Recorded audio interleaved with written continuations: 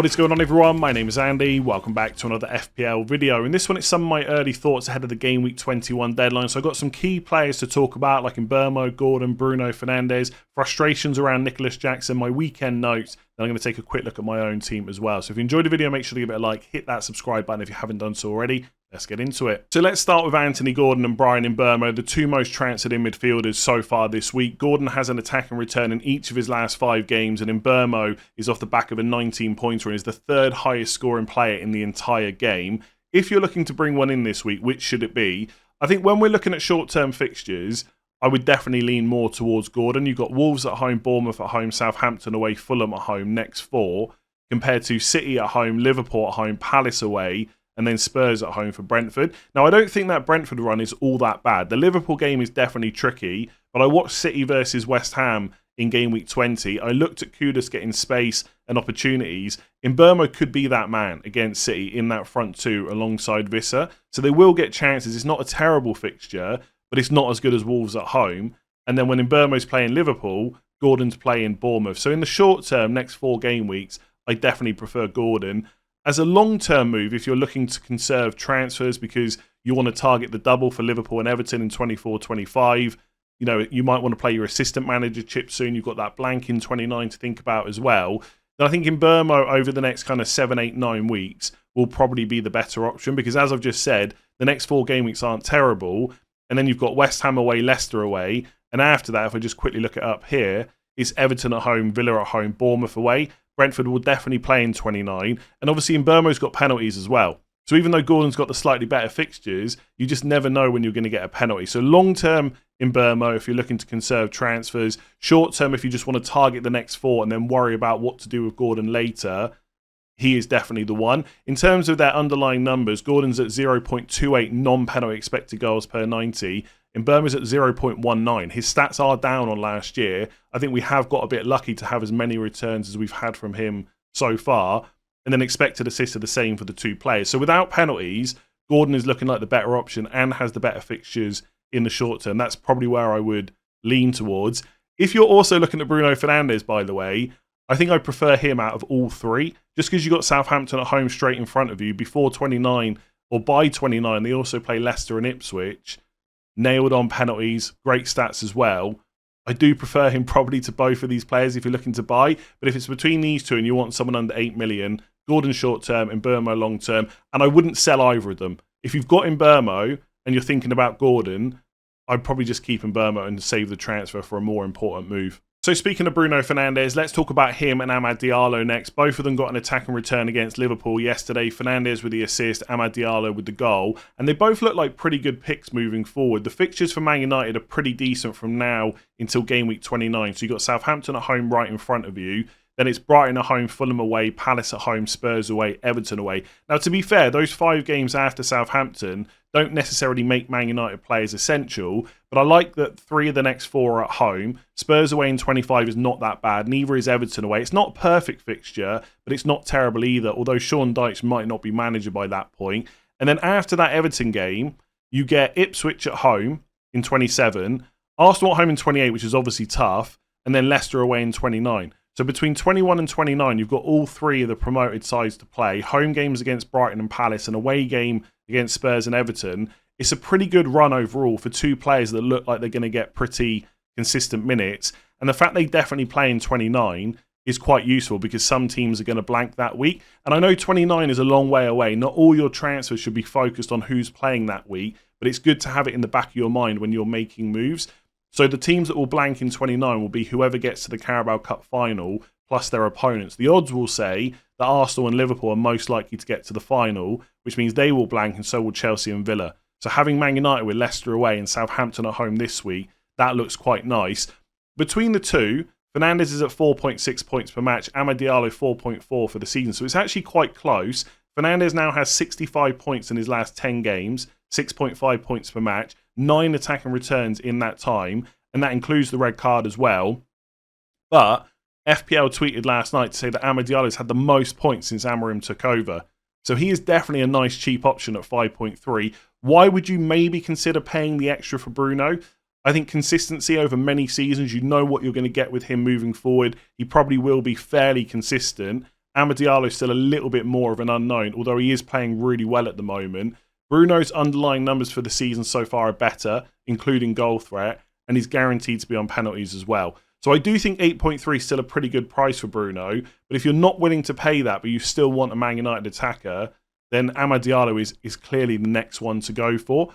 And I think he's a pretty decent option. He's at that enabling price, so you don't necessarily feel like you've got to play him every week. But if you need to, the fixtures are decent. For what it's worth, as much as Amad Diallo is probably right up there as one of the best cheap midfielders to buy this week, I wouldn't spend transfers moving them around. If you've got Morgan Rogers, for example, with Everton away this week, Arsenal away in 22, that Arsenal game's not ideal, but the fixtures afterwards are pretty good. I'm not convinced that's worth spending a transfer on. But if you need a cheap pick this week, because of Southampton at home, Brighton at home versus Everton away, Arsenal away, I probably would pick Amad over Rogers. So I like them both. I know there's still lots of, negativity towards Bruno, but all I can tell you is he's done brilliantly over his last 10 games. Yes, the games before that were not very good, but that can happen sometimes. I would expect him to continue to tick over with points. Not 9 returns in the next 10 games, but the fixtures are decent enough. I think Man United have played a little bit better than recent results. Can they keep up the performance levels like they were against Liverpool? Probably not, but I still think they'll do okay because of the fixtures. So I think N.Jackson owners are starting to get a little bit frustrated. It's only 1 goal in the last 7 game weeks now and no assists in that time either. He was benched for 2 of those games against Southampton and Ipswich, but obviously that's part of the frustration that he's missed those 2 good games, and he keeps getting subbed early as well. He hasn't played 90 minutes in the Premier League for a little while. All that being said, I don't think there's a mad rush to get rid of him. He probably should have scored against Crystal Palace. Over the season, he's got many chances. He's running at 0.53 expected goals per 90. You've got 3 home games in the next 4, Bournemouth, Wolves and West Ham. The game in the middle is Man City away in 23. There's every reason to believe the returns will come. It's just about how quickly that happens. But I think the likelihood is, with the fixtures they've got and the chances he gets, it's probably going to be quite soon. If I had Jackson and no Isak, and that was my easiest way to get Alexander Isak, I would make the move. Isak's the better option, has been for a little while. If you need to do Jackson to like Raul Jimenez, Delap, João Pedro to get funds for a midfield or defensive move, again, fair enough. I don't think that Jackson is essential to keep. But if you're thinking about making a 1 transfer move just to get rid of Jackson because you're frustrated with him, I don't think that's worth it. There's no forward this week outside of Isak that is massively better than Jackson. And I would prefer to roll the transfer and reassess ahead of Wolves. Like if we quickly look at players you could think about bringing in, Visser, Man City at home, not massively better. Raul Jimenez against West Ham. I mean, Chris Wood against Liverpool, is he better than Jackson against Bournemouth? I don't think so. Gakpo keeps starting and returning, but there's no guarantee he'll start that game, and Forest away is not super easy. You get the point, right? There's lots of other forwards you could move to, but for game week 21 specifically, apart from Isak, they're probably not massively better. It's probably worth just rolling the transfer instead. There maybe is some concern about whether he gets rotated for Wolves because there's no cup or European match in between Bournemouth and Wolves and City. But I think given what happened against Ipswich and the fact there's 6 days between Bournemouth and Wolves and 5 days between Wolves and City, Jackson will surely start. It'd be really strange to see him rotated again. So I think keeping him for the next 2 looks pretty good outside of what I spoke about. Isak or a cheap forward needed for funds for another move, fair enough. Otherwise, I would keep him in my team. Wouldn't necessarily buy him right now. Doesn't feel like a great time to do that, but I think holding him is okay. So I'm just going to go through some of the notes I made over the weekend. Some of this stuff I'll definitely cover in more detail as we go through other Game Week 21 videos. If you own Martin Odegaard or Gabriel Martinelli, they both got benched against Brighton. Odegaard was apparently ill, so I would expect him to be fine for 21 onwards. And Martinelli came on at half-time. All we know is that Arteta said he had an issue. We don't know what the issue was, but he was able to play a half. And with Nwaneri getting injured, Martinelli's minutes should be pretty good. So unless you want to move him to like a Gordon and Mbeumo Fernandes, I'd probably just keep hold of him. With Odegaard, it's obviously frustrating that he got ill, but I still think he's okay to hold if you don't have a transfer to deal with him. If you do have the money and the move to go to Fernandes, I quite like that as a long-term pick. Haaland, now in form, another 2 goals at the weekend against West Ham. I would still be completely ignoring him. They've got 2 good fixtures coming up, which I think are Brentford away and Ipswich away. And then the fixtures get tough again. It's so many transfers to move back to Haaland and then back out again. With doubles coming up and blanks, it's just not worth it for me. Not right now anyway. But if you've got him, there's probably every reason to hold him for the next 2. Solanke now 3 goals, 2 assists in the last 6. 5 returns, pretty decent. Arsenal away this week, so not a consideration. But do keep an eye on Spurs. Their fixtures are quite good from 22 onwards. Solanke continues to start, continues to get 90 minutes most games. Raul Jimenez now absolutely confirmed he's on penalties. He got 2 in that game yesterday against Ipswich, and Andreas Pereira was on the pitch. So he looks like a good option. Not going to continue to play 90 minutes every week, but he is clearly first choice. Mbeumo was benched again for Brighton. I have to apologise about that because people were asking me about Mbeumo on the deadline stream, and I said I would play him. Now, I don't think everyone predicted him to be benched, but I did miss that he was benched the game before as well. I forgot about that. So he looks like a player to start to possibly move on, but I would wait if you can, just in case there's injuries in that Brighton team that mean he will start, because Ipswich is a pretty good fixture in 21, but long term I probably would look to move him to someone else. Mateta and Sarr got 90 minutes for Palace, Eze only 86. All look like good options. Eze's obviously got the returns the last couple of games over Sarr, but Sarr still looks like really good value. Unless Palace make attacking transfers, like in the January window, I still like Sarr for less than 6 million. And Mateta, if you want to take a punt, I think with penalties is a good option. The underlying numbers don't inspire me that much. They're similar to Chris Wood, but he's got the fixtures. So if you want a different forward than the ones I've already spoken about that everyone else is looking at, I do like Mateta as a shorter term punt. James Hill, playing again for Bournemouth, only 3.9 million defender. Basically, I think I saw that Smith has got injured. We don't know when he's going to be back. FPL says unknown return date. And no one else like Max Aarons is playing. He started against Palace but came off in the 61st minute. Hasn't started the last 2. So you've got Howson at 4.4, decent for bonus. And then you've got Hill as well. I can't guarantee that he's going to keep playing. But the fact he started the last 2 games, only 3.9, is quite nice, just in case you need a sub 4 million defender. And then Luis Diaz started against Man United as expected, sub pre-60. If you've got Liverpool attackers that aren't Salah, there's every reason to maybe hold on to them because of the Ipswich game in 23, the double in 24 or 25. I just wouldn't be bringing them in. The minutes are just not there, and you cannot guarantee the starts.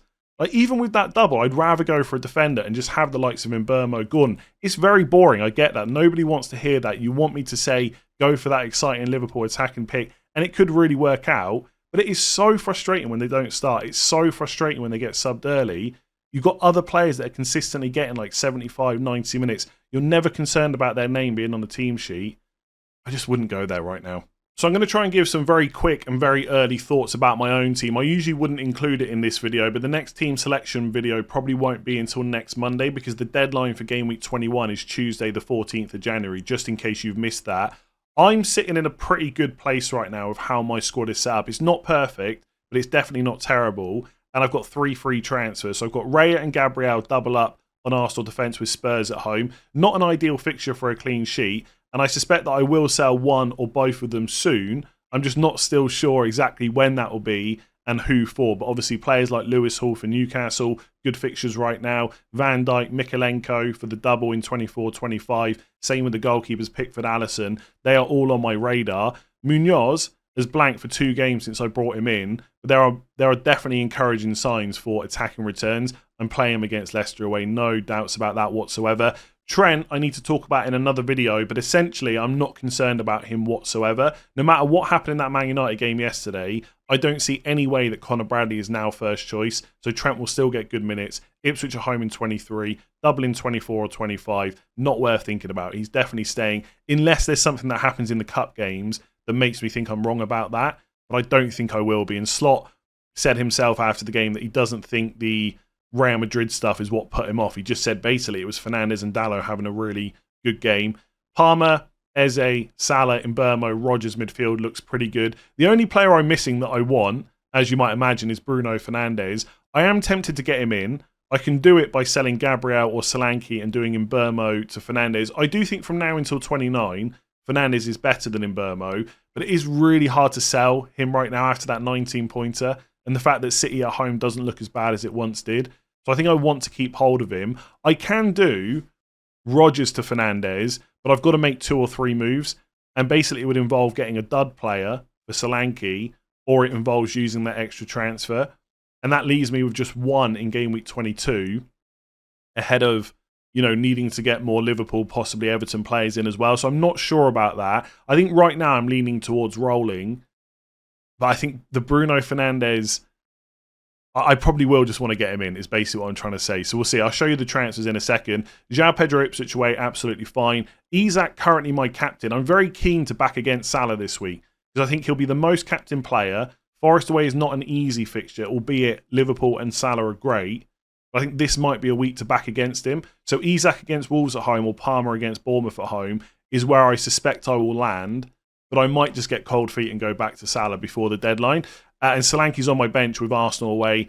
I might end up playing him ahead of Rodgers, but it's not a great fixture. So possible moves. If I want to get Fernandes in 2 for Rodgers, then it's Bruno Fernandes in. I would have to do Solanke to a 4.5 million forward. I'm not keen on doing that massively. If everything goes well and I don't get any injuries and stuff like that, it'll be absolutely fine because that 4.5 million forward will just be my my third bench player. But it does weaken my squad. And then if I do get any injuries after that, I've got less of a bench to rely on. So I'm not sure I want to do that. The other option is to sell Gabriel, which again, I'm not really that keen on doing just for Bruno, but to bring in Lewis Hall and then to go back to Raul Jimenez up front. But that would use all 3 of my transfers. And I've still only got 2 players from Liverpool and Everton for the double. And I've got a blank game week later on to worry about. But if Arsenal do really well against Newcastle in the Carabao Cup semi-final first leg, then I know Lewis Hall is going to play probably in 29 against Palace at home, so he's still a good option. And I can bench him for some of these tougher fixtures against City and Liverpool. So I might end up using 3 transfers. But again, as much as I want Bruno, Solanke I think is a decent enough option from like game week 22, 23 onwards. Like Spurs from 22 have Everton away, Leicester at home, Brentford away, Man United at home, Ipswich away. It's a pretty good run. There's no guarantee I do that. All I can say is, if I get a midfield injury, let's say Eze gets injured in the cup game for Palace, Bruno Fernandes is coming in and Solanke is going. Simple as that. But I think I might just end up rolling and I'll be in a really strong position moving forward with 4 free transfers in 22. And again, I know it's boring. I get that. I want to make exciting transfers, but so many of my players are just good options. Unless they pick up injuries, what's the point in selling them? So that's where I'm at with my team right now. I'll leave that video there. There will be other videos this week, but because of that Tuesday deadline, I'll probably stagger them a little bit more. So I might do a couple over the next few days, and then I'll put some of them back to like Sunday, Monday, and Tuesday instead. So we're closer to that deadline, and because then we would have had some of the cup results as well, which might inform some of my decisions and thoughts going into game week 21. So if you've enjoyed that, make sure to give it a like, hit that subscribe button, rate 5 stars if you listen on podcast, and I'll catch you again at some point soon.